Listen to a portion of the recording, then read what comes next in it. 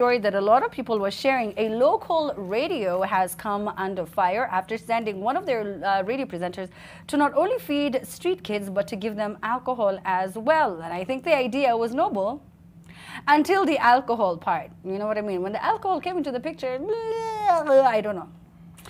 So what do you guys think? Did you see anything wrong? And I don't know if we have the audio of this video so that we can play it for our viewers.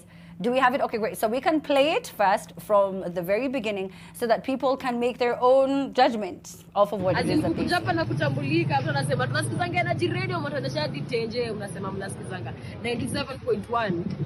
The frequency. Unaona cheki? Haya. So Joe story.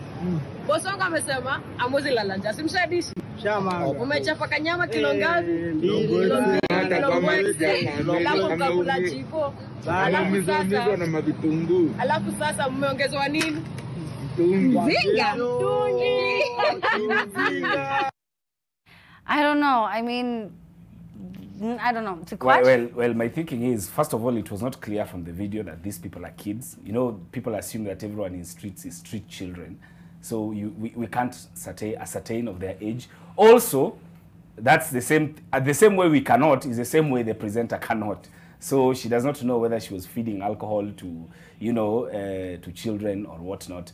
But really, I think the same. I will just go back to the tweet that someone has said. Yeah. That with great ability or capability comes also responsibility. Right. You need to realize that apart from just the sherehe part, this I'm doing for, I want you guys to have fun and whatnot, you also are the one who's going to take the greater responsibility. People are now not talking about the street kids who took the alcohol. They are talking about the person who gave them, even though we know that they had the ability to say no. Yeah.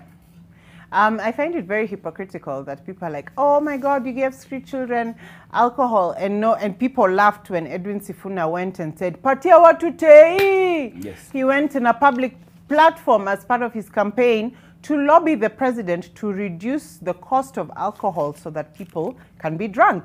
People found that funny, but this one, all of a sudden, people have a moral high ground. I always tell Kenyans, if you're going to be a hypocrite 100%. Don't pick and choose. Don't pick and choose. I mean, I'm just really torn. It's a very confusing story. All right, so I know that we don't have any time, but for as little as 5.5 million Kenya shillings, you can now sleep in one of the special rooms in the Maldives. Dream destination of mine. This life is for the living, as they say. But, Tena Sasa, how is this for the living? Because how long will it take you to make 5.5 million for you to sleep at night at any one of these rooms, Cindy?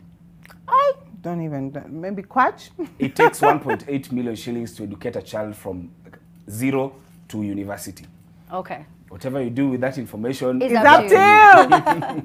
5.5 million. But can you imagine, though, just like being in that space where you can just spend millions of shillings without a thought? Just swipe. It just feels so nice.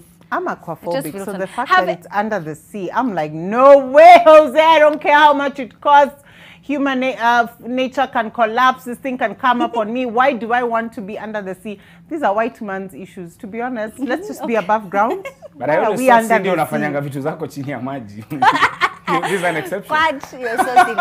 The question but not 5.5 million. Have you guys ever found yourselves asking, like, babangu, watu wakiiba ardhi, wakiiba sijui nini, where were they? Oh yes! I tell my dad, and I laugh about it all the time. My dad was a civil servant for 40 years. I'm like, Dad, you didn't steal. You didn't do nothing, Dad. Like, seriously. I wish I was the one, like there was a hashtag about me, like, take Amina sijui. Anyway, we are done, guys. I'm very glad. I would want to know what Cindy